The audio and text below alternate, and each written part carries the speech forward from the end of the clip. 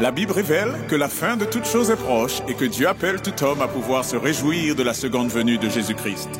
L'objectif de cette présentation est de vous préparer à être du nombre de ceux qui gardent les commandements de Dieu et le témoignage, la foi de Jésus-Christ.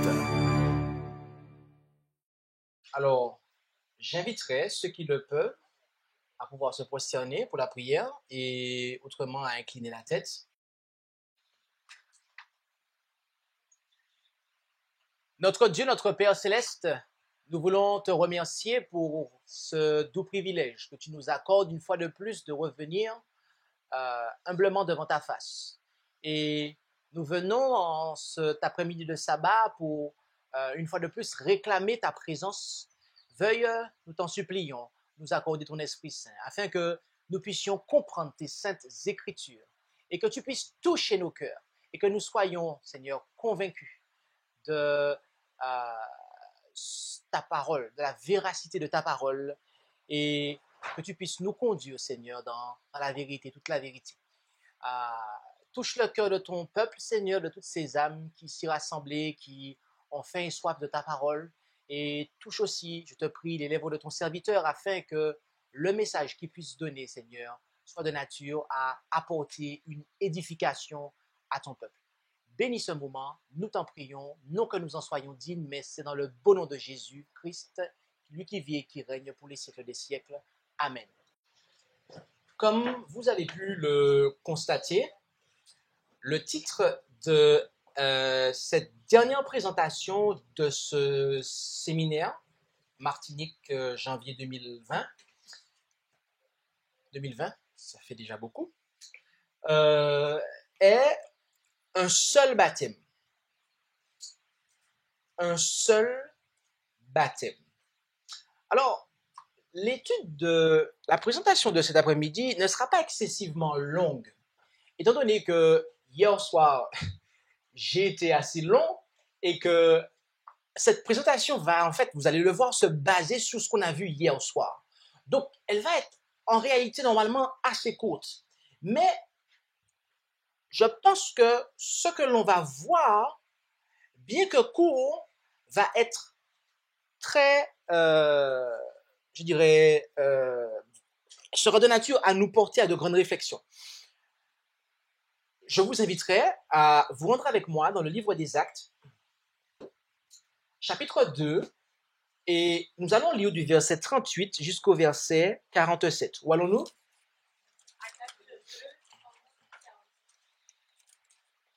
Second slide. That one.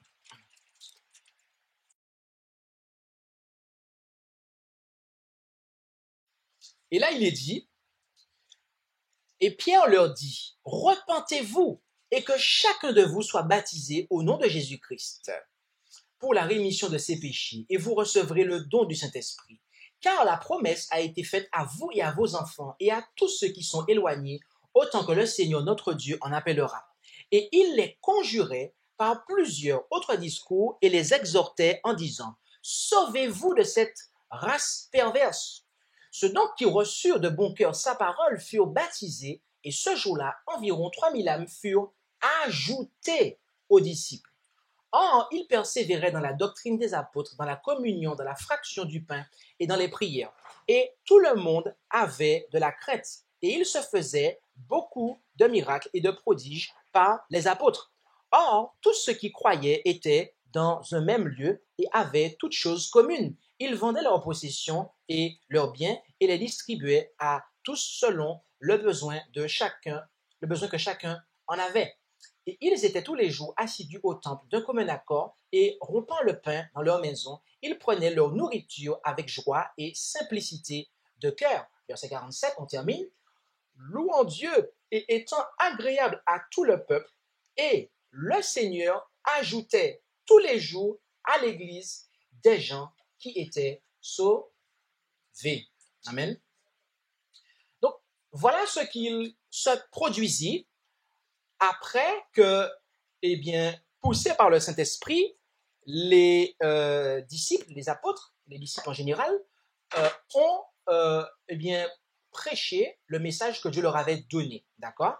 Il y a eu un appel à la repentance et au baptême, Et il nous est expliqué ce qu'il suivit après, d'accord? On a vu une conversion d'une grande quantité d'âmes et ce qui se passait aussi, c'est que il y a eu une vie fraternelle, une fraternité qui a été vécue, d'accord? Et ils partageaient toutes choses, d'accord? Le point sur lequel nous allons insister sur ce passage, next, c'est au verset 41 et 47. Nous allons voir que le baptême, en réalité, dans la Bible, il nous est présenté comme étant une porte d'entrée dans la foi de Jésus et dans son Église. Ok? Et notez cela dans le verset 41 et 47, next. Prêtez attention. Au verset 41, il est dit « Ceux donc qui reçurent de bon cœur sa parole furent baptisés, et ce jour-là, environ 3000 âmes furent ajoutées aux disciples. » Ok? Et au verset 47, on nous dit « Louons Dieu et étant agréable à tout le peuple, et le Seigneur ajoutait tous les jours à l'Église les gens qui étaient sauvés. » Notez que le terme qui est traduit ici par « ajouter » vient du grec « prostistemi ». Ok? Donc, prostistemi est le terme grec à partir duquel est traduit le mot ajouter. D'accord? Alors, pourquoi je vous souligne cela? Eh bien, c'est parce que ceux d'entre vous qui ont une Osterwald, vous voyez qu'au verset 41, le mot aux disciples, tel qu'il est marqué là, il est en italique. D'accord? Et dans les Bibles, telles que la King James Version ou la Osterwald, qui ont été traduites à partir des textes reçus, les traducteurs ont mis en italique des mots qu'ils ont rajoutés pour la compréhension, mais qui ne sont pas dans le texte original. D'accord?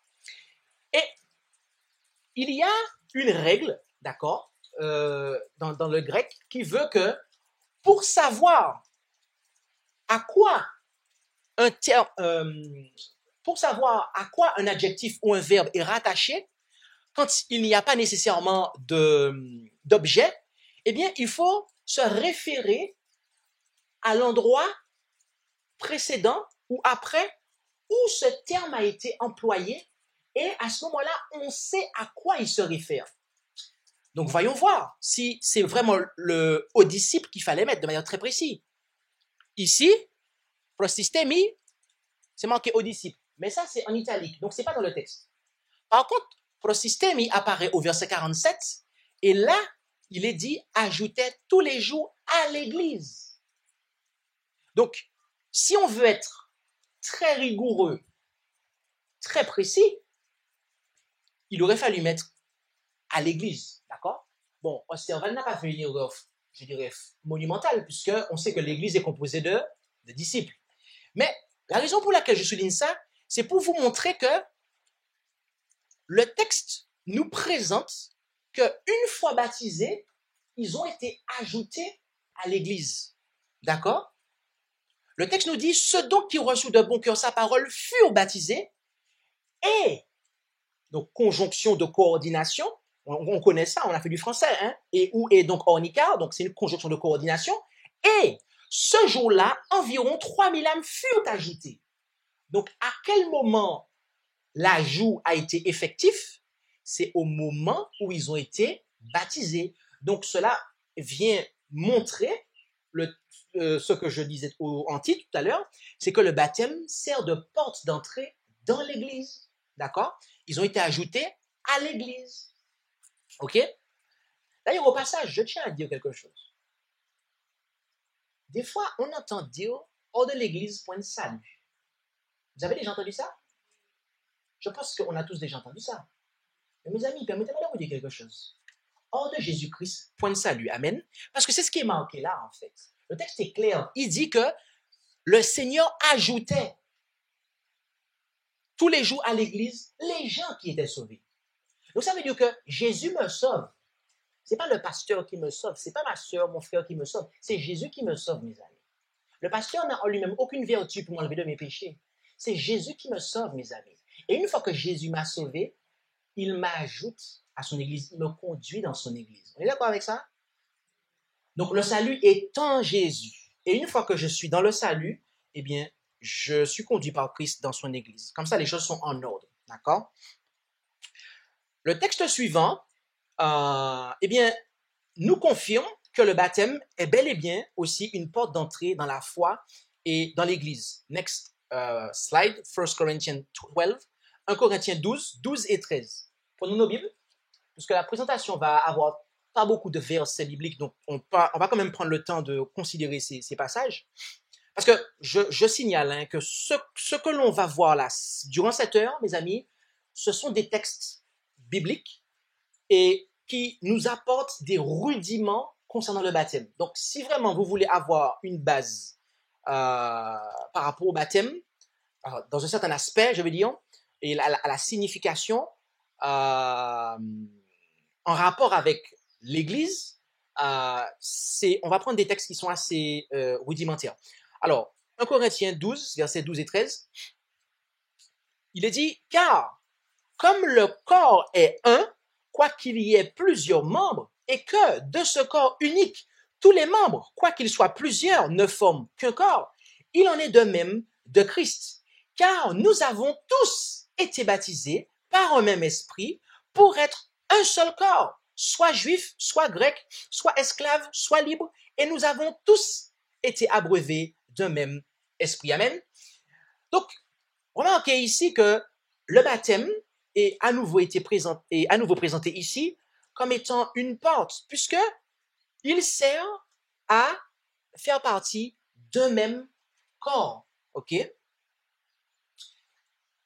Normalement, bien aimé, par le baptême, et j'insiste sur le premier mot de la phrase que j'ai commencé, normalement, par le baptême, les chrétiens rejoignent le seul corps et deviennent membres de la communauté de la foi.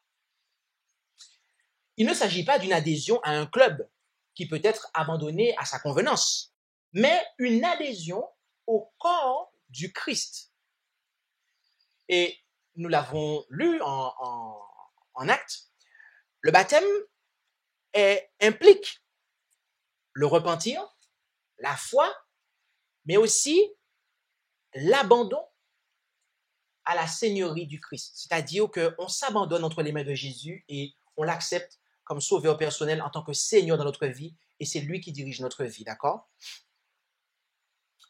OK. Next. Un seul baptême.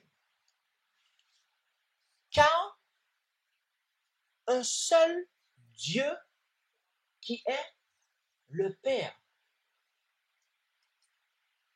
En effet, rendons-nous en Éphésiens, chapitre 4, et considérons ça. Éphésiens, chapitre 4, et lisons les 6 premiers versets.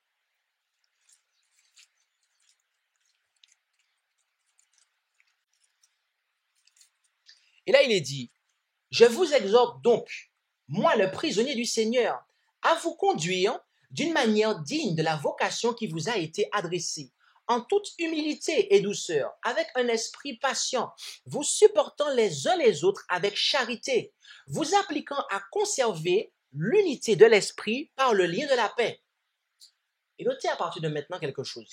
Il y a un seul corps et un seul esprit, comme aussi vous êtes appelés à une seule espérance par votre vocation, un seul Seigneur, une seule foi, un seul baptême, un seul Dieu. Et comment l'apôtre Paul définit ce seul Dieu-là? Et Père de tous, qui est au-dessus de tous, et par tous, et en vous tous. Alors, au cours de la semaine, de ce séminaire que nous avons eu, nous avons pu aborder le sujet de la Trinité, d'accord? Et nous avons vu que, amen, il y a bel et bien un Père, il y a bel et bien un Fils, et il y a bel et bien un Saint-Esprit, d'accord? L'Écriture nous parle de cela, et il faudrait être assez malhonnête pour rejeter cela. Par contre, dans l'étude que nous avons fait de la parole, nous avons vu que Père, Fils et Saint-Esprit, ce n'est pas quelque chose qui nous conduit, quand on considère la Bible et qu'on met de côté les théories humaines, cela ne correspond pas à la doctrine qu'on appelle la Trinité, en fait. D'accord?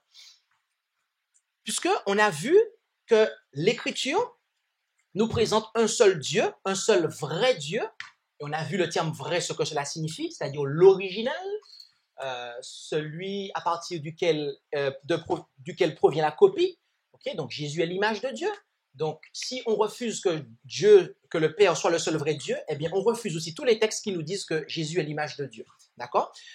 Et le point qu'on veut faire ici, c'est de montrer que ce seul baptême est lié à un seul Dieu qui est le Père en fait. D'accord? Donc, il y a un seul Dieu, mes amis. Il ne s'agit pas de deux points, Père, Fils et Saint-Esprit, mais un seul Dieu, le Père, un seul Seigneur, Jésus-Christ, et il y a un seul Esprit, en fait. D'accord?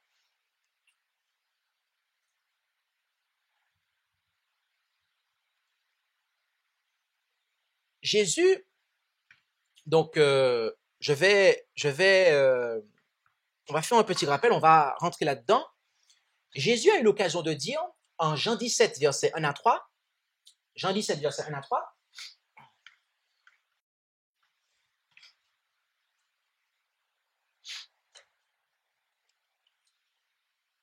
on va faire un petit rappel parce que je pense que certains de nos bien-aimés ici cet après-midi n'étaient pas là. Donc, on va faire un petit rappel. Il est dit, Jésus dit ces choses, puis levant les yeux au ciel, il dit, Père, l'heure est venue, glorifie ton Fils afin que ton Fils te glorifie, selon que tu lui as donné pouvoir sur toute chair, afin qu'il donne la vie éternelle à tous ceux que tu lui as donnés. Or, c'est ici la vie éternelle, qu'ils te connaissent, toi le seul vrai Dieu, et Jésus-Christ que tu as envoyé. D'accord? Donc, comme je le disais tout à l'heure en explication, mais là on a le texte sous les yeux, le mot vrai, le terme qui est traduit par vrai ici devant Dieu, eh bien, il ne signifie pas que Jésus serait un faux Dieu. Non. Mais il vient d'un terme grec qui est alétinos, et alétinos signifie le réel, le véritable, l'authentique. Lorsque l'apôtre Paul, par exemple, dit que le véritable sanctuaire qui est dans le ciel, c'est alétinos qu'il emploie. D'accord? Et quand il attribue alétinos au sanctuaire qui est dans le ciel, il est en train de conduire la pensée des Hébreux à la conclusion selon laquelle le sanctuaire qui était sur terre était une copie, une image du céleste. Et c'est exactement ce que Jésus était en train de faire ici. Il voulait diriger la pensée de ses disciples vers le Père comme étant le seul vrai Dieu, c'est-à-dire celui duquel il provient et duquel il est l'image. D'accord?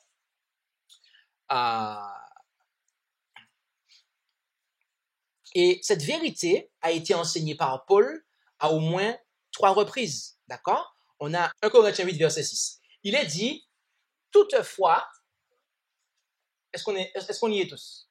1 Corinthiens 8, verset 6. 1 Corinthians 8, 6. Toutefois, nous n'avons qu'un seul Dieu, le Père, duquel procèdent toutes choses, et nous sommes pour lui, et un seul Seigneur, Jésus-Christ, par lequel sont toutes choses, et nous sommes par lui. D'accord? On a encore un deuxième texte, qui est Éphésiens 4, 5 et 6. Je reprends.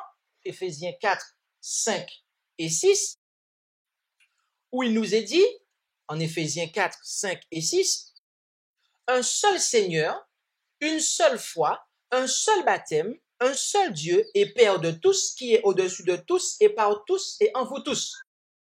Et on va terminer avec, pour cette partie-là, avec 1 Timothée, chapitre 2, verset 5. Où allons-nous là? 1 Timothée, chapitre 2, verset 5. 1 Timothée, chapitre 2, verset 5, où il nous est dit, car il y a un seul Dieu et un seul médiateur entre Dieu et les hommes, Jésus-Christ, homme. Donc, amis, parole de Dieu, claire. La parole de Dieu est claire. Le seul Dieu de la Bible, ce n'est pas Père, Fils et Saint-Esprit, mes amis. Si vous avez vu ça marqué dans un manuel d'église, c'est ça ne fait pas le pas par rapport à la parole de Dieu. D'accord? La Bible est claire. Il y a un seul Dieu. D'accord? C'est le Père. Jésus-Christ est son Fils. Et parce que chien pas qu'à faire chatte, comme on a dit, étant donné que les chiens ne font pas des chats, Jésus étant le Fils de Dieu, il ne peut être que Dieu, de nature divine. D'accord? Et pas autrement. L'esprit de prophétie nous le confirme. Next. Dans Message choisi, volume 1, page 344, paragraphe 2, il y a un Dieu personnel. Et qui c'est qui a dit là? Père, Fils et Saint-Esprit? C'est ça qui a dit là? C'est pas ça qui a dit. Le Père. Il y a un Christ personnel, le Fils. OK? Et dans The Youth Instructor, July 7, 1898, paragraphe 2, elle dit, le Père et le Fils seuls doivent être exaltés. Mes amis, combien d'entre vous ont déjà lu l'Apocalypse? Je vous pose une question. Combien d'individus sont assis sous le trône? Dieu et l'agneau. D'accord. Combien d'individus sont loués et exaltés? 2. Dieu et l'agneau. Donc, est-ce que ce que l'auteur écrit, c'est vrai? Ce n'est que de la Bible. C'est biblique, mes amis. Donc, reprenons. Ainsi, le baptême, qui, nous l'avons dit, normalement est une porte d'entrée dans la foi de Jésus et de son Église, est le baptême qui est pris pour adorer le seul vrai Dieu et son Fils. Vous avez compris ça? Normalement, le baptême, le seul baptême dont la Bible nous parle, c'est le baptême qui est en relation avec l'adoration du seul vrai Dieu et Père et de son Fils. Parce que vous allez comprendre pourquoi j'ai insisté là-dessus. Je ne vais pas devancer la présentation. Next. Hier soir, nous avons parlé du BEM.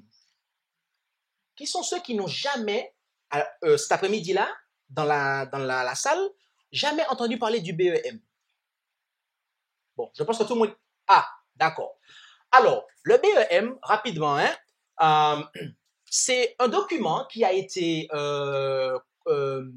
mis en place ou édité par le concours de plusieurs théologiens, catholiques, orthodoxes, baptistes, méthodistes et adventistes, sous lequel ils ont exprimé leur désaccord, mais aussi leur accord sur 3 points. Le baptême, l'Eucharistie et le ministère. Et en fait, toutes les églises qui ont signé ce document, ok, sont des églises qui reconnaissent leur baptême, en fait. D'accord? Qui reconnaissent qu'ils font l'Eucharistie, donc dans le terme protestant, on appelle ça Sainte Seine, et qui reconnaissent leur ministère. Donc, qu'est-ce que ça veut dire, reconnaître? C'est-à-dire que si tu te fais baptiser dans l'église baptiste, et que tu changes d'église et que tu veux devenir méthodiste, le pasteur méthodiste dont son église a signé ce document ne va pas attendre de toi que tu te fasses rebaptiser. OK? Et vice-versa. Et comme on a présenté ça hier, je vais devancer parce que je dois vous dire une chose. Il y a beaucoup de slides que je ne vais pas vous présenter maintenant parce que c'est une présentation que j'ai déjà faite et le PDF sera en ligne, donc vous pourrez le consulter. Mais cette présentation-là, pour ceux qui l'ont déjà vue, elle va être différente des précédentes parce que j'ai ajouté 2 versets qui vont donner une nouvelle perspective à cette présentation. Et on a vu que l'Église adventiste a signé ça. Ça veut dire que je pense que vous avez déjà, vous qui avez peut-être été déjà dans des comités d'église ou membres du comité ou etc., vous avez déjà vu des gens qui sont devenus membres de l'Église adventiste et qui étaient membres d'une église protestante qui ne se sont pas fait rebaptiser en fait. Pourquoi? Parce que l'Église adventiste a signé ça en 1982. D'accord? Et c'est aussi parce que, alors, ce dont on parle là, ne pensez pas que la Martinique est épargnée. Ne pensez pas que ça se passe qu'en France. Parce que quand j'ai quitté la Martinique, maman, il y a plein de traitements, il y a des petits bonhommes, là où elle est en France, la corruption qu'il a, je m'arrête pas, moi, je m'arrête. Mais mes amis, je me suis rendu compte de quelque chose en fait. L'adventiste est corrompu dans le monde entier en fait. Parce que le système même a un problème en fait. Ça, c'est au niveau de la conférence générale qu'ils ont signé ça en fait. Et que vous soyez guadeloupéen, martiniquais, guyanais, africain, ce message-là, je peux le prêcher dans n'importe quel pays, ça s'applique à toutes les églises adventistes. L'Eucharistie, vous avez déjà entendu, peut-être, des fois on vous dit, oh, on va faire la Sainte Seine avec une autre église. Pourquoi?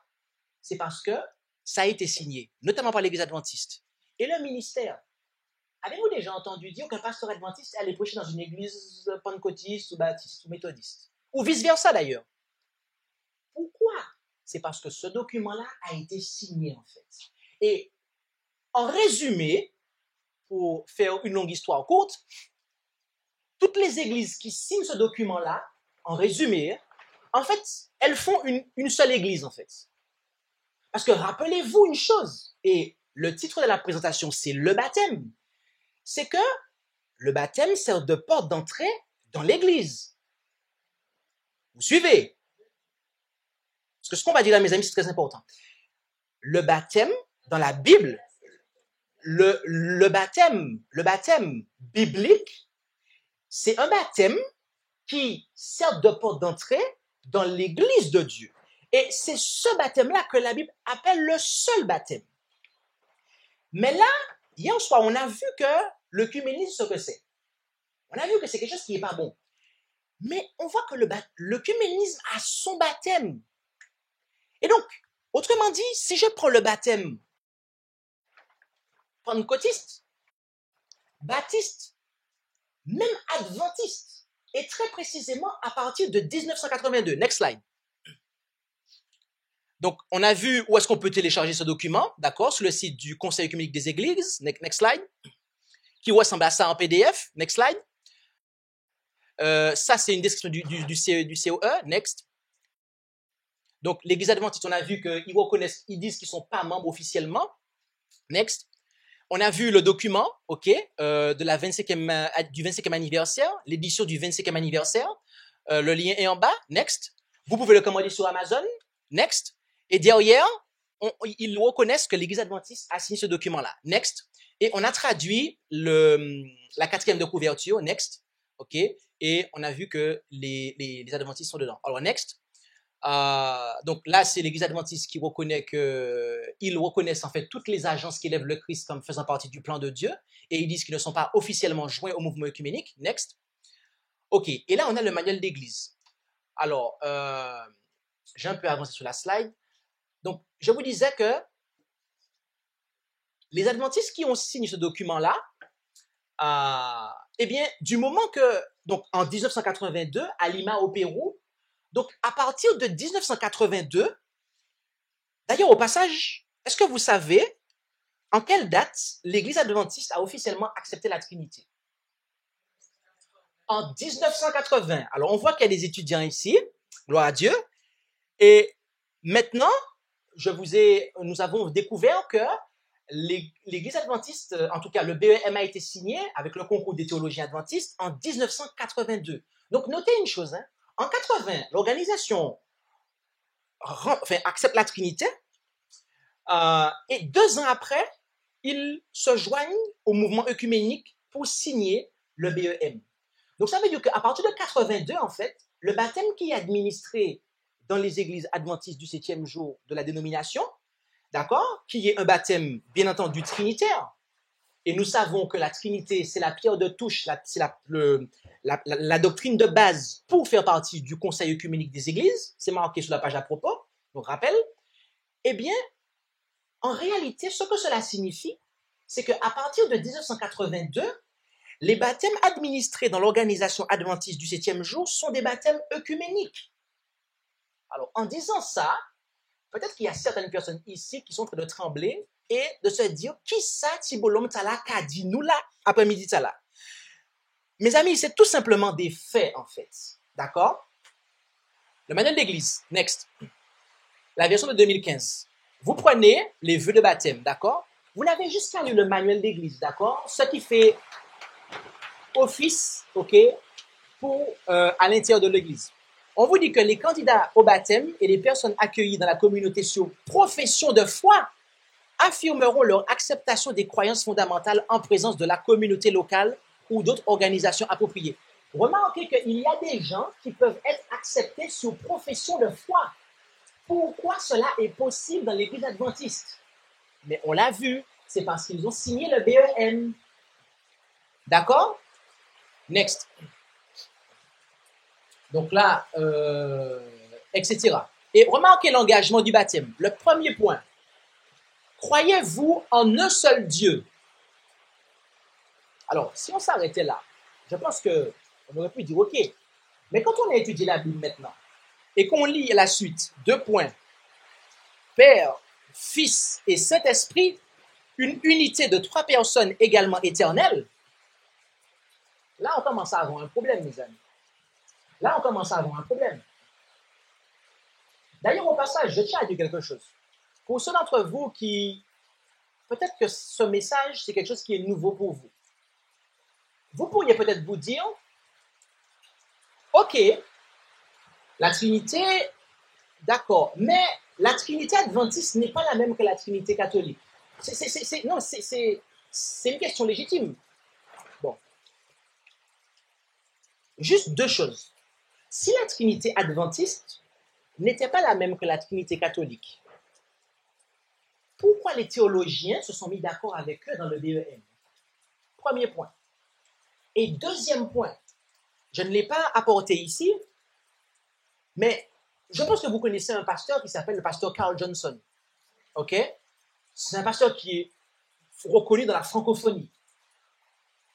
Devant la Fédération France-Nord, l'Assemblée générale de la Fédération France-Nord en 2013. Et ceux d'entre vous qui ont déjà regardé des vidéos que j'ai fait par le passé, vous avez déjà vu les extraits. Je peux vous leur envoyer, il n'y a pas de souci. Écrivez-moi, je vous le renvoie. Il a reconnu que la Trinité à laquelle souscrivent les adventistes, c'est la Trinité qui a pris naissance dans les conciles de l'Église catholique. Donc, mes amis, on ne peut pas, tout en étant sincère, croire que la Trinité adventiste, ce n'est pas la même Trinité que celle de l'Église catholique. OK? Il y a un prédicateur qui, sur Internet, vous le connaissez certainement, il a dit ça pour essayer de me mettre mal à l'aise. Et j'ai montré qu'il avait tort. Et que les dirigeants de l'organisation eux-mêmes ne sont pas d'accord avec ce qu'ils disent et qu'eux-mêmes reconnaissent que c'est la même Trinité qu'ils adorent. Donc, je pense que, voilà, je vais m'arrêter avec ça. C'est suffisamment clair, je pense. Et les âmes qui sont sincères, je pense qu'elles ont suffisamment de preuves pour, voir que ce qu'il en est. Next. Donc, voici les vœux de baptême alternatifs. Et notez une chose, c'est que si c'est pas ça, il faut que les gens acceptent les déclarations des croyances fondamentales des adventistes du 7e jour. Donc, notez une chose, c'est que dans le manuel de l'Église, avant d'être baptisé, vous devez vous engager. Je m'engage. Et vous devez dire Amen ou j'accepte, soit les 13 points ou soit les trois points alternatifs. Mais dans le deuxième, on vous demande de souscrire aux croyances telles qu'elles sont là. D'ailleurs, au passage, on a vu rapidement, je pense que cela a été plus ou moins démontré, mais que dans les croyances fondamentales de la dénomination depuis 1980, on rejette l'expiation finale, ce qui est le cœur du message adventiste. On accepte la Trinité. On ne dit plus que la papauté, que l'homme de péché, c'est la papauté. D'accord? Il n'y a plus... En fait, le message n'est plus aussi tonique qu'à l'époque des pionniers. Vous comprenez, c'est quoi un message qui est tonique? C'est un message qu'on l'entend, on a saisi. C'est ça. Le message n'est plus aussi clair. Il est un peu dilué. Et les gens doivent dire Amen à ça. Ils doivent dire Amen qu'il n'y a pas d'expiation finale. Ils doivent dire Amen à la Trinité. Bon. Next. L'alliance baptismale, etc. Next. Et voilà. Donc là, c'est vraiment, cette phrase-là, c'est pour les gens qui n'auraient pas bien saisi. L'Église elle-même reconnaît ce que cela signifie. Quand vous lisez, il y a un seul Dieu, 2 points, Père, Fils et Saint-Esprit, unité de 3 personnes coéternelles, l'Église vous dit que ça, c'est la Trinité. OK? Alors, rapidement, parce que je crois qu'il y a des âmes sincères ici, je suis convaincu. Moi, je suis d'accord qu'il y a 3 personnes. D'accord? Madame White en parle. Et j'ai déjà eu l'occasion d'exposer récemment sur une vidéo qui est en ligne ce que cela signifie, 3 personnes. D'accord? Maintenant, le problème qu'il y a avec cette définition-là, c'est que ce n'est pas trois personnes comme l'esprit de prophétie parle en fait.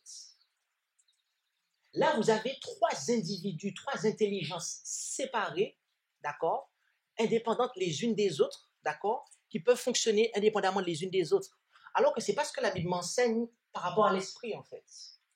La Bible m'enseigne très clairement que le Saint-Esprit, c'est un ministère qui est rempli tantôt par le Père, notamment quand Jésus était sur terre, et après par Jésus lorsqu'il est remonté au ciel. Donc, ça, on l'a démontré aussi durant le séminaire, mais ça, c'est la porte ouverte à l'adoration de Satan, en fait. Ésaïe 14, 12 à 14, où Satan voulait se faire adorer dans le ciel, comme dans le troisième, en fait. Et n'ayant pas réussi au ciel, ayant été précipité sur la terre, il tâche de se faire adorer, en fait. D'accord? Rappelez-vous ce qu'on a vu tout à l'heure. L'esprit de prophétie dit qu'il n'y a que deux qui doivent être exaltés, le Père et le Fils. Alors, je vous pose la question, pour vous qui vous êtes des membres, notamment peut-être de l'Église catholique, s'il y a des catholiques ici cet après-midi, baptistes, pentecôtistes, protestants et adventistes, pourquoi dans ces églises-là, on adore, on prie, on s'adresse, on chante en direction du Saint-Esprit? Mes amis, il n'y a pas de fondement pour ça. Ok, c'était une parenthèse. Next. Et donc là, la première recherche, ces points-là remontent au manuel de l'Église de 1990 que vous pouvez trouver en ligne. D'accord? Next. Ok. La question du rebaptême maintenant. On va traiter ça pendant un petit moment. La question du rebaptême. Comme indiqué précédemment, le baptême amène une personne à devenir membre de l'Église du Christ, afin de partager les privilèges et les responsabilités de la communauté. Que le baptême, qui est la cérémonie d'entrée dans la communauté fraternelle, puisse ou devrait être répété, est une question que l'on se pose souvent. Parce que, rappelez-vous que nous sommes à un stade de la présentation et du séminaire où on a démontré que dans l'adventisme, à l'heure actuelle, officielle, c'est un baptême œcuménique qui est administré depuis 1982. Ça veut dire que le baptême qui est administré par les pasteurs adventistes depuis 1982 a la même valeur qu'un baptême qui est administré par un pasteur pentecôtiste, baptiste, méthodiste et tous ceux qui ont signé le BEM. D'accord? Ce que je dis là, ce n'est qu'un fait, mes amis. Je ne suis pas en train de sortir quelque chose pour... C'est un fait. C'est juste un fait. Et donc, du coup, on se rend compte qu'il y a un problème. Et là-dessus, il y a des personnes qui disent, oui, mais non, le baptême, la Bible dit c'est un seul baptême. C'est un seul baptême. Il ne faut pas parler du rebaptême. Mais est-ce que nous avons compris ce que signifie le seul baptême? Je pense qu'avec tout ce que nous avons dit ici, on a déjà posé suffisamment de pavés pour comprendre ce que cela signifie, en fait. C'est le baptême qui est lié à la véritable adoration. Rendons-nous en Acte 19 et lisons les 7 premiers versets, puisque la Bible parle du rebaptême. Acte 19, versets 1 à 7.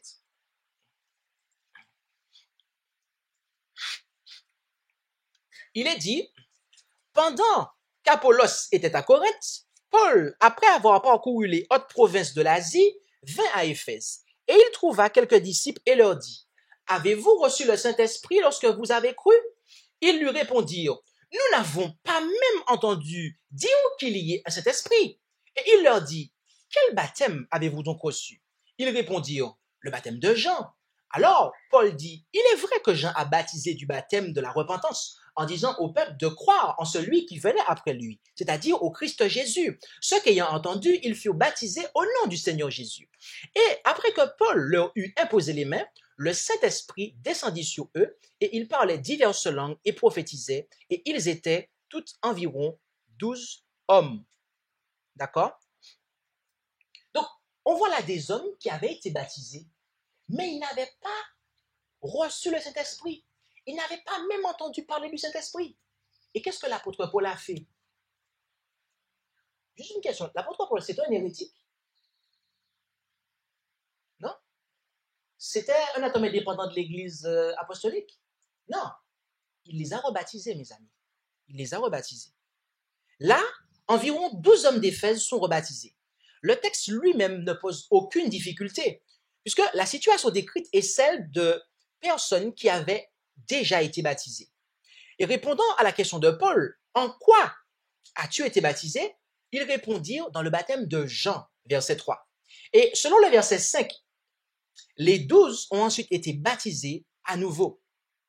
Donc, il est manifeste ici que Paul ne considérait pas leur baptême antérieur comme valide ou adéquat. Autrement, il ne les aurait pas conduits à se refaire baptiser. D'accord? Et les Éphésiens sont présentés comme des disciples, ok, qui n'avaient pas, d'accord, reçu le Saint-Esprit et même été conscients, d'accord, de ce ministère, d'accord, de son existence. Mes amis, je vous pose une question. Si au début de l'ère chrétienne, des disciples ont été rebaptisés en raison du fait qu'ils avaient aucune connaissance de l'Esprit et qu'ils n'avaient pas cette connaissance-là, qu'en est-il des disciples qui, dans ce temps de la fin dans lequel nous sommes aujourd'hui, ont une mauvaise connaissance de l'Esprit et qui ont accepté la Trinité? Alors, là-dessus, on pourrait me dire, non mais ta question là, prédicateur, elle est vague, et puis là, tu fais de la spéculation. C'est ce qu'on va me dire. Mais mes amis, j'ai un bouclier, vous savez, c'est la parole de Dieu. Et j'ai aucune spéculation. Rendons-nous en 1 Corinthiens 8, versets 5 à 7. Et les âmes sincères qui sont dans la salle, je vous invite tout simplement à lire avec nous ce passage. Il n'y a pas de falsification, il n'y a pas de PNL là, il n'y a pas de pensée positive. C'est juste la parole de Dieu, ligne sur ligne, règle sur règle, un peu ici, un peu là. C'est tout. On n'est pas là pour tromper les gens, faire des... Non, on n'est pas là pour ça. 1 Corinthiens 8, versets 5 à 7. Lisons.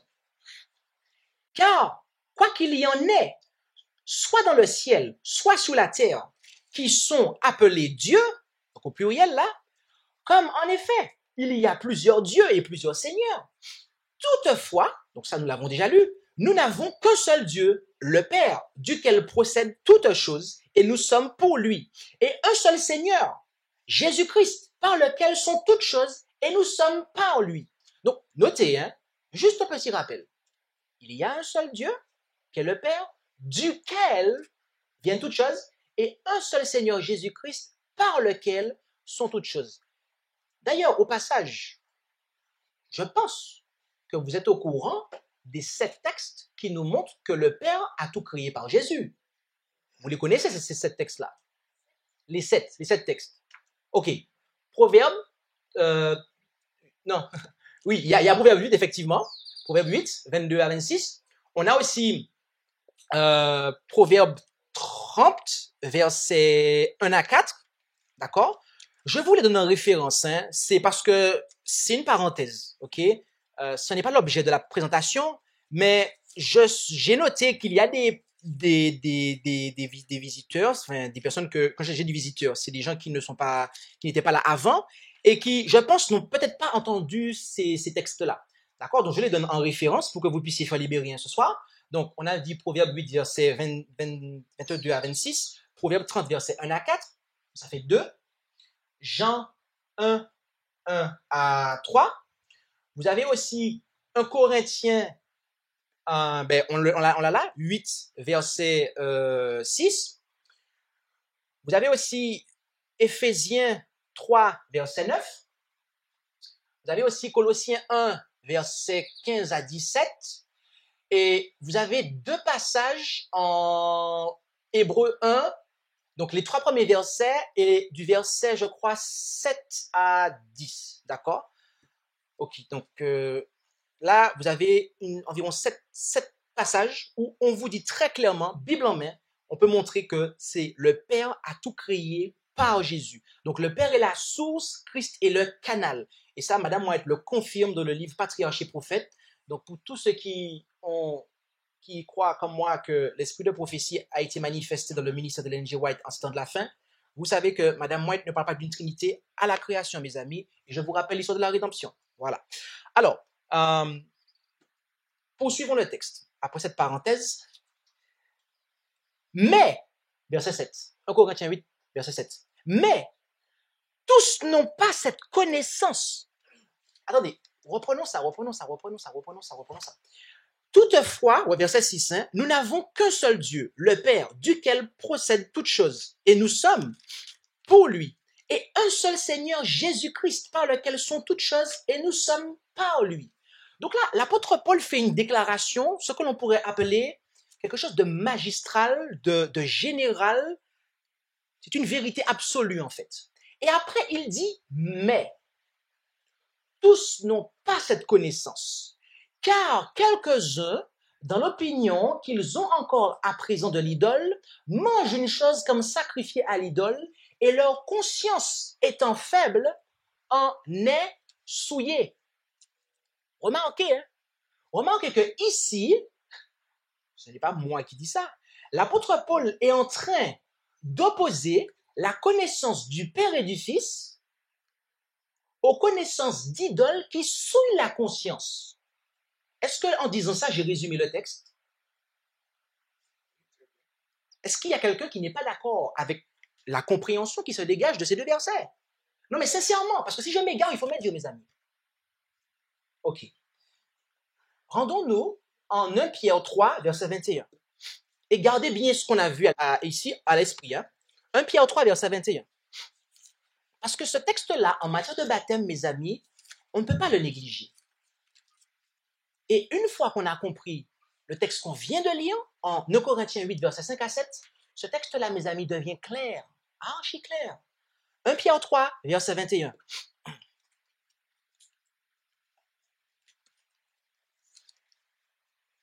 Alors, je vais même lire à partir du verset 20 pour avoir plus de contexte, même le verset 19, par lequel aussi il est allé prêcher aux esprits en prison. Verset 20.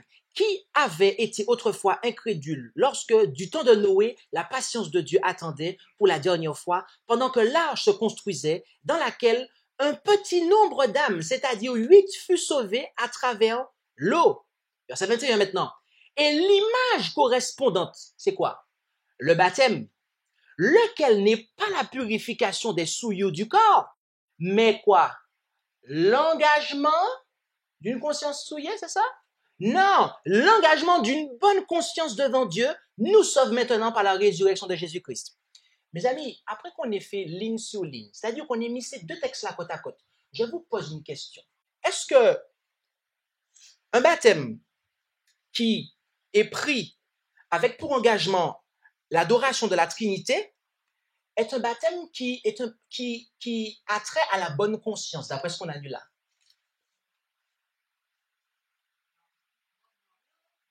Ok.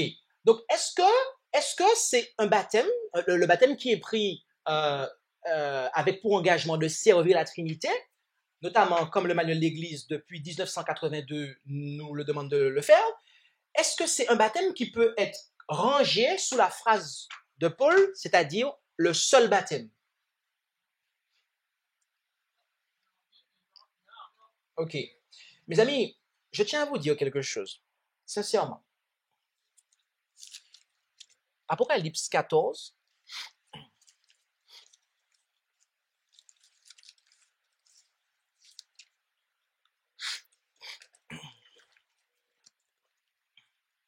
verset 4. Nous connaissons, je pense, ce texte-là, qui nous parle des 144 000. On nous dit, remarquez, ce sont ceux qui ne se sont point souillés avec les femmes. Et le terme souillé qui est ici, c'est le même terme souillé qui est en 1 Corinthiens 8, verset 7, où il est dit qu'ils ont leur conscience souillée. C'est le même terme grec, mes amis. Allez vérifier. Je ne l'ai pas mis parce que c'est un texte que je prends comme ça de tête. Je ne l'ai pas mis dans ma présentation. C'est un extra. Mais c'est le même terme, en fait.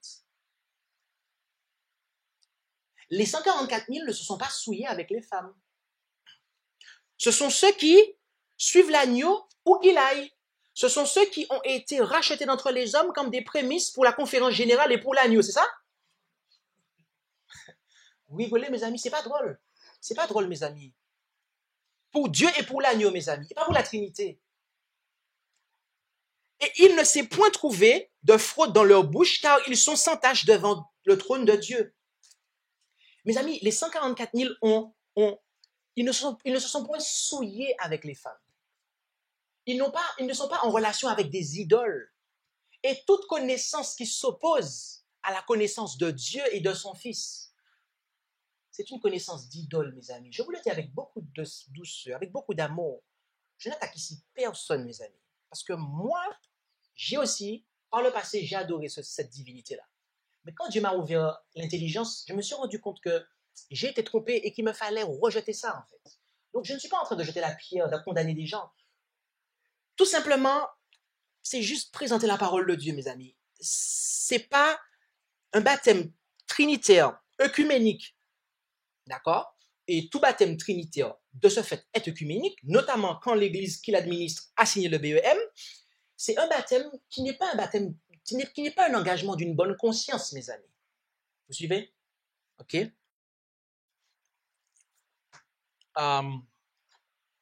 Next. J'aimerais vous lire, alors ça aussi c'est dans le PDF que vous allez le retrouver. Il y en a 2 déclarations de Madame White sur le rebaptême. Donc, si comme moi vous croyez que le don de prophétie a été manifesté dans le ministère d'Ellen White, je pense que cette déclaration-là serait susceptible de vous être en bénédiction.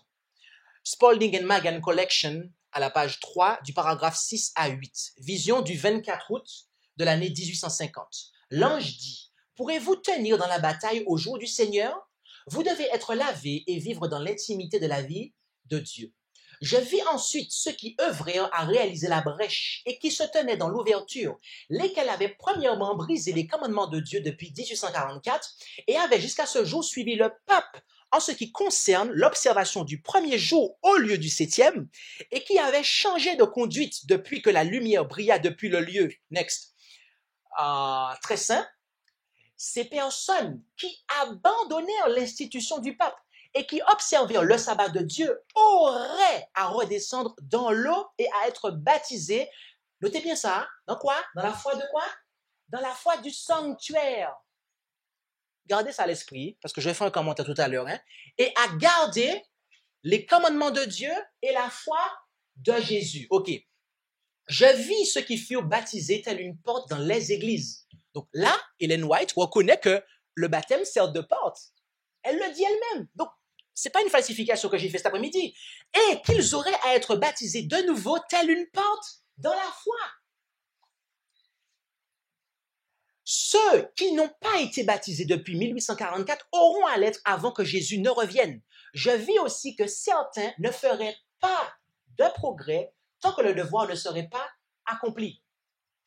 Notez une chose, hein, c'est que, oui, le contexte, c'est par rapport à l'observation du sabbat. Le contexte à son époque. Mais mes amis, il y a ici un principe que je pense que toute âme douée de bon sens devrait être en mesure de détecter, en fait. Elle parle ici de personnes qui ont suivi le pape dans la transgression du 4e commandement et qui, après, ont délaissé ça. Elle dit qu'ils auraient à se refaire baptiser. D'ailleurs, au passage, rappelez-vous qu'on a dit tout à l'heure que dans le manuel de l'Église, vous n'êtes pas, selon le manuel de l'Église, hein, vous n'êtes pas obligé de vous refaire baptiser. On l'a vu, parce que la conférence générale a signé le BEM. Donc, la conférence générale a signé quelque chose qui est contraire aux révélations que Dieu nous a données à travers sa messagère. Mes amis, ça c'est grave, mes amis. Ça c'est grave. Mais il n'y a pas que ça. Elle dit que ils auraient à redescendre dans l'eau, et notez ça, hein, à être baptisés, il y a 3 choses.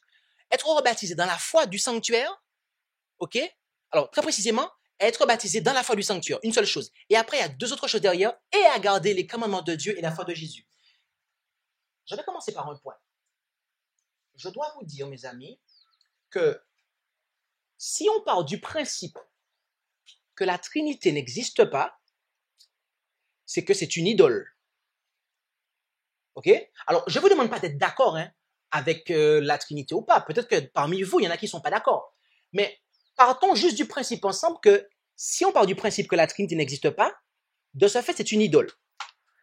Or, si la Trinité est une idole, cela signifie que l'adorer revient à transgresser les commandements qui nous parlent de l'adoration du vrai Dieu, n'est-ce pas?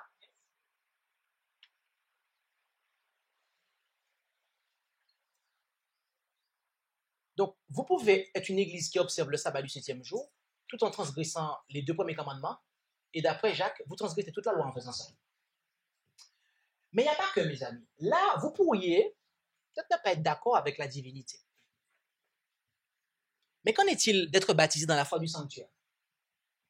Je vous pose une question. Nos pionniers, ils croyaient en combien d'expiations? On l'a vu cette semaine dans le camp meeting. On a des vidéos sur Internet sur ça. Pasteur Alain n'a pas écrit un livre là-dessus, mes amis. Le truc, il est clair. Madame White aussi est claire. Les pionniers sont clairs. Il y a une expiation en 2 phases. C'est message sanctuaire, mes amis. C'est le cœur du message du sanctuaire. L'expiation en 2 phases. C'est cette compréhension-là qui a toujours distingué les adventistes des autres dénominations, mes amis. C'est pas le sabbat, c'est pas la réforme sanitaire, c'est pas l'état des morts, c'est pas ces doctrines-là, mes amis, qui ont toujours différencié les adventistes des autres dénominations. C'est la compréhension du sanctuaire, de l'expiation en 2 phases, mes amis. Or, Madame White disait que ces gens-là auraient être baptisés dans la foi du sanctuaire.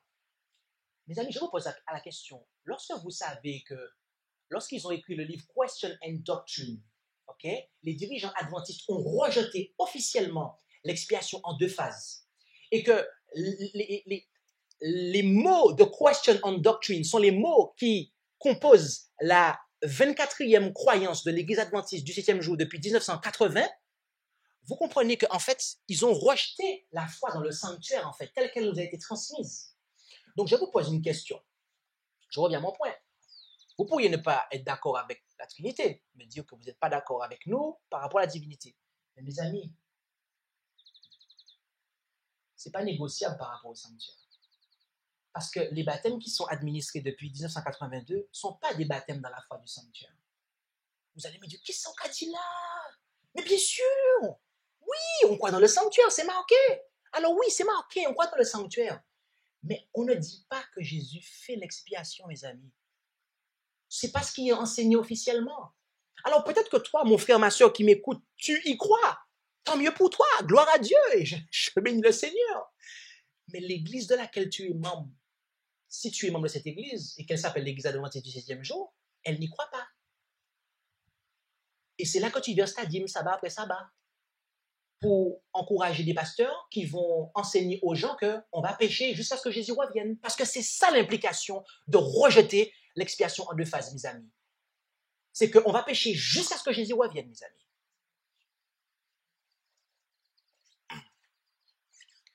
Donc, il y a 2 points, en fait, en réalité. C'est pas que la Trinité, hein. Même la compréhension de l'expiation d'après l'esprit de prophétie, le baptême doit être administré à une personne qui comprend l'expiation finale. C'est ce que ça veut dire, en fait.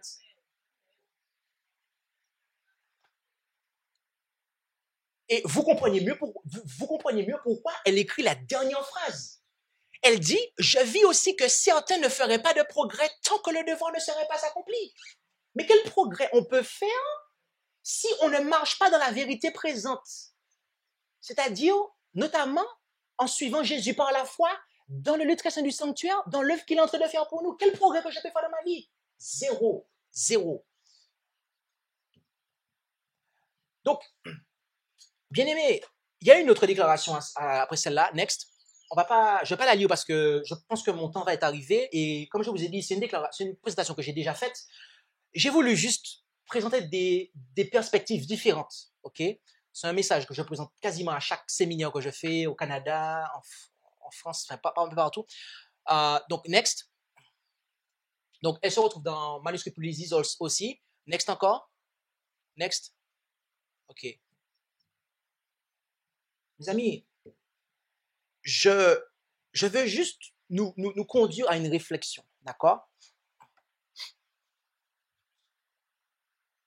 Les baptêmes qui sont administrés dans toutes les églises qui ont signé le BEM, il est manifeste, c'est un fait, mes amis. Je ne sors rien de ma poche, je ne sors rien de mon imagination.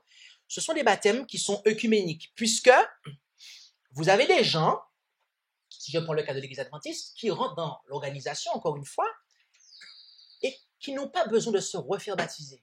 Donc cela montre bien que le baptême qu'ils ont pris dans l'Église X, donc baptiste ou méthodiste, l'Église adventiste le reconnaît. Donc c'est un baptême qui est œcuménique. Donc depuis 1982, vous avez des baptêmes qui sont dans l'Église adventiste administrés, qui sont des baptêmes œcuméniques. Des baptêmes qui sont pris et qui, avant d'être pris, les âmes qui les prennent doivent s'engager à adorer la Trinité et à la servir. Les âmes, et je pense qu'il y en a beaucoup qui sont inconscientes de ça, peut-être qu'il y en a qui sont conscients, mais qui ne savent pas que l'organisation ou que le pasteur qui les baptise, eux ne croient pas en ça. En fait, ils sont aussi plongés dans un enseignement, dans le sens que ils doivent accepter en fait les principes fondamentaux dans lesquels en fait on a renié l'expiation finale en fait. Je vous pose juste une question. Est-ce que un tel baptême peut être un baptême valable devant Dieu? Et je n'ai pas de réponse. Hein. Je veux juste pousser à une réflexion. Est-ce qu'un tel baptême peut être valable devant Dieu? Est-ce qu'un tel baptême peut se ranger dans ce que Paul a appelé un seul baptême? Est-ce qu'un tel baptême est vraiment l'engagement d'une bonne conscience? Est-ce que c'est un baptême, mes amis, qui va nous aider à avoir une expérience telle que décrite en Apocalypse 14 du verset 1 à 5 et à nous purifier de ce que, comme il était marqué, à ne point se souiller avec les femmes, mais à être vierge?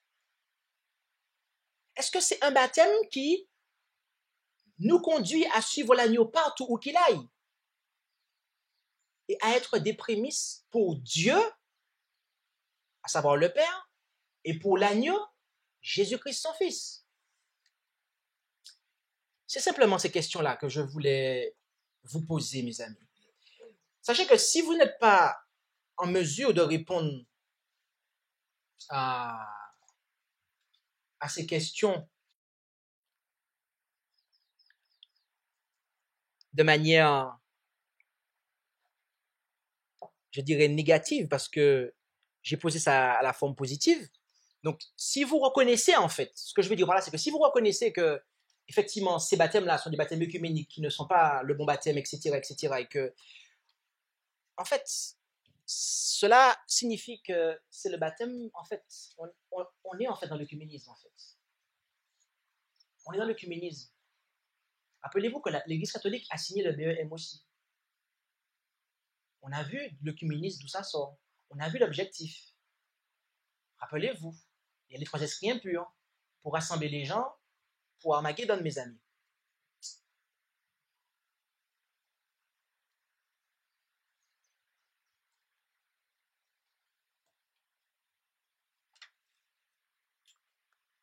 Je vous inviterai à lire aussi Évangéliser, page 335 et jusqu'à 338. Mais en résumé, Madame Moy dit ce qui suit. On ne devrait pas presser ceux qui viennent d'accepter la vérité d'envisager un second baptême. Que nul de nos frères zélés ne fasse preuve d'intransigeance sur cette question. Nul ne devrait se substituer à la conscience d'un autre, insister auprès de lui et le harceler pour qu'il se fasse baptiser une seconde fois. S'il s'agit d'une question sur laquelle chacun doit, en son âme et conscience, prendre position, donc il s'agit d'une question sur laquelle chacun, en son âme et conscience, doit prendre position dans la crainte de Dieu. Ce sujet doit être présenté avec doigté dans un esprit de bienveillance et d'amour. Il n'appartient à nul autre qu'à Dieu d'engager une personne à se décider sur ce point. Laissons le Seigneur agir sur les cœurs par son Saint-Esprit, de telle sorte que le croyant concerné soit pleinement convaincu lorsqu'il prendra cette décision. La question du second baptême devrait être traitée, avec le plus grand soin. Il devrait être présenté comme un privilège et pas comme un test. S'ils sont réellement convertis, ceux qui ont ceux qui ont le courage de prendre position en faveur de la vérité comprendront la question du second baptême à la lumière de la Bible. Ceux qui, en toute conscience, ont pris position pour les commandements de Dieu accepteront aussi toutes les vérités vitales si on les a instruits avec honnêteté. Voilà en résumé des points que j'ai pris par-ci et par-là dans Évangéliser de la page 335 à la page 338. D'accord? Parce que il me faut synthétiser cette présentation parce qu'elle est beaucoup plus longue que ça. Bien aimé, cette présentation, you can put the slide of the end, please. Cette présentation touche à son terme. Nous avons vu qu'il y a un seul baptême et que ce seul baptême est celui qui nous engage dans l'adoration du seul vrai Dieu, le Père, et aussi de son Fils, à adorer son Fils, son adorable Fils Jésus-Christ, notre Seigneur, pour recevoir un seul esprit, d'accord? L'Esprit de Dieu. Et bien aimé, nous devons ce seul baptême-là le prendre dans la foi du sanctuaire, d'accord? Ok? La foi du sanctuaire, c'est croire que notre Seigneur est dans le ciel, dans le lieu très saint du sanctuaire céleste, qu'il fait l'expiation pour nous et conformer nos vies à cette expiation. Mes péchés dans le ciel ne peuvent être purifiés, effacés, que si, au préalable, dans le temple terrestre qu'est mon âme, ils sont d'abord purifiés. Alors, mon sauveur et sacrificateur peut effacer mes péchés et je peux, dans ce cas, me tenir devant la face d'un Dieu saint, sans péché, et attendre mon Seigneur pour qu'il revienne. C'est ça les vrais adventistes, en fait. Je ne sais pas si vous aviez compris ça. Moi, je pensais, quand je suis arrivé dans l'église adventiste, et il y a des gens ici qui m'ont connu quand je venais d'arriver dans l'église adventiste, je pensais que on attend d'attendre là Jésus qui allait revenir, mais quand j'ai compris l'expiation finale, mes amis, j'ai compris que l'évangile, c'est quelque chose de très profond, en fait. Et que l'évangile, Dieu se propose de faire quelque chose de spécial dans nos vies, mes amis. C'est-à-dire de nous donner la vie de Jésus. Jésus a vécu sur terre sans intercesseur. S'il avait péché, c'était fini pour lui, mes amis. Il y a des hommes qui, par le passé dans la Bible, ont cessé de pécher. Ok? On le voit. Élie, Enoch, c'est des gens qui ont expérimenté une certaine chose. Mais ces hommes-là avaient toujours un intercesseur. Mais mes amis, Dieu est en train de préparer un peuple qui va expérimenter exactement ce que Jésus a expérimenté. C'est-à-dire qu'ils vont vivre sans péché. Ça, c'est déjà une chose que je pense que beaucoup d'entre nous, nous prions jour après jour pour nous purifier, mais surtout sans intercesseur. Et ça, c'est une expérience unique, mes amis, que les 144 000 auront. Enoch n'a pas vécu ça. Enoch, jusqu'à ce qu'il monte au ciel, s'il péchait, il avait encore un sauveur dans le ciel pour le racheter. Là, on arrive à un stade où l'expiation est terminée. Jésus lâche l'encensoir. À ce moment-là, son peuple est prêt. Et là, il y a la démonstration que Dieu attend. Il veut montrer qu'après 6000 ans de péché, eh bien, par sa puissance en l'homme, l'humanité déchue est capable d'obéir à Dieu. Et ça va être le démenti, mes amis, de toutes les accusations que Satan a données. Mais ça, c'est par la foi dans le sanctuaire, mes amis. C'est par la connaissance de la vérité. Jésus a dit, sanctifie-les par ta vérité, ta parole est la vérité. Et il nous a dit que c'est quoi la vie éternelle? Combien d'entre vous veulent avoir la vie éternelle cet après-midi? C'est vrai? Alors permettez-moi de vous dire une chose. En réalité, permettez-moi de vous dire ce que Jésus m'a dit de vous dire. Car la vie éternelle, c'est qu'ils te connaissent, toi le seul vrai Dieu, et Jésus-Christ que tu as envoyé. Ce n'est pas la Trinité, mes amis. Ce n'est pas la Trinité. La Trinité n'est pas le Dieu de l'expiation, mes amis. Ceux qui croient en la Trinité ne croient pas en l'expiation finale. Allez voir vos pasteurs, vos présidents de conférences, vos présidents de fédération, d'union, de division, de conférences générales. Demandez-leur, est-ce qu'on croit à l'expiation finale? Ils vont vous dire non. Et c'est des gens qui croient en la Trinité, mes amis. Dieu est en train de préparer un peuple, mes amis. Un peuple qui aura une expérience singulière et unique, et ce pour la gloire de Dieu. Un peuple qui, pas simplement aura prêché, craignez Dieu et donnez-lui gloire, mais un peuple qui aura réussi à craindre Dieu en gardant ses commandements et à lui donner gloire, en ayant le caractère de Jésus-Christ reproduit parfaitement en eux, mes amis. Combien d'entre vous veulent dès maintenant vivre pour cela, mes amis? Moi, je le veux, mes amis. Moi, je le veux. Prosternons-nous, mes amis.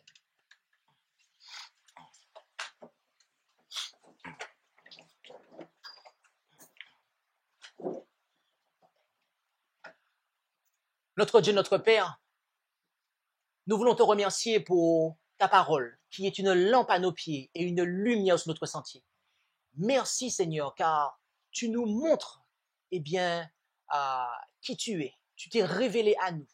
Ce que nous sommes en mesure de pouvoir, comprendre, tu nous l'as révélé. Tu nous as dit qu'il y a des choses qui sont cachées, mais les choses qui sont révélées sont à nous et pour nos enfants. Et tu t'es révélé à nous. Tu nous as montré que tu es le seul vrai Dieu et que tu as un fils Jésus et que tu désires habiter en nous par le biais, le moyen de ton esprit. Et tu désires nous sanctifier par ta vérité. Et maintenant, nous vivons à l'époque, au jour des expiations antitypiques. Et Jésus a accompli une œuvre singulière, qu'est l'expiation. Et Père, tu désires nous purifier du péché. Tu désires que nos consciences soient lavées. Alors Père, aide-nous à réaliser l'expérience que nous avons eue avec toi. Et aide-nous à comprendre que nous pouvons, si effectivement nous avons pris un mauvais engagement, un engagement frauduleux, un engagement trompeur, un engagement qui a été dans le mouvement œcuménique, eh bien que nous pouvons, Seigneur, une fois que la lumière brille sur nous, prendre ce nouveau départ et nous engager avec toi. Que la vérité et seulement la vérité puisse briller dans nos cœurs et œuvrer dans nos cœurs et que nous ne soyons préoccupés que par une seule chose, par ta gloire, Père. Alors que la crainte des hommes puisse disparaître de nos cœurs pour laisser place à la crainte de Dieu, de sorte que nous puissions marcher à la suite de notre Seigneur et Sauveur Jésus-Christ. Bénis, Seigneur, toutes celles et ceux qui ont participé à ce séminaire tout au long de la semaine, celles et ceux qui malheureusement n'ont pas pu pour x, y raison, mais qui sont venus ce sabbat. Je te demande de les bénir et que ce qui a pu être entendu soit de nature à les fortifier dans leur recherche, dans la vérité et à les encourager, Seigneur, à marcher avec toi toujours, jour après jour, de plus en plus près. Alors bénis-nous et continue à agir dans nos vies. Nous t'en prions en Jésus.